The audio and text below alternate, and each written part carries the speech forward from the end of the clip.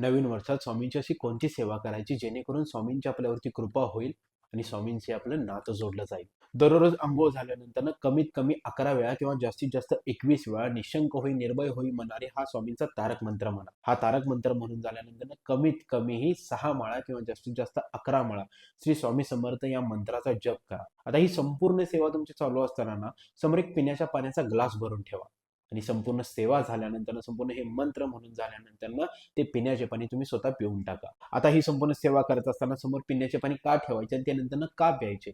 आता ही गोष्ट सायंटिफिकली देखील प्रूव्हन आहे की पाण्याच्या समोर आपण कोणताही उच्चार केला ना तर त्याची शक्ती त्या पाण्यामध्ये उतरते आणि ते पाणी आपण पिल्यानंतर ना त्या पाण्यामधील शक्ती आपल्यामध्ये येते. आता तुमची सकाळची ही सेवा झाल्यानंतर ना दिवसभरात तुम्हाला जेव्हाही वेळ मिळणार तेव्हा श्री स्वामी समर्थ हा नाम जप करा.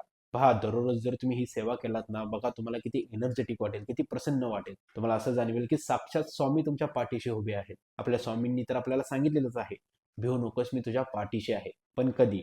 जेव्हा तुम्ही ही स्वामींची सेवा कराल, जेव्हा तुम्ही दिवसभर चांगले कर्म कराल, तेव्हा नक्कीच आपले स्वामी आपल्या पाठीशी उभे राहतील. श्री स्वामी समर्थ. जय शंकर.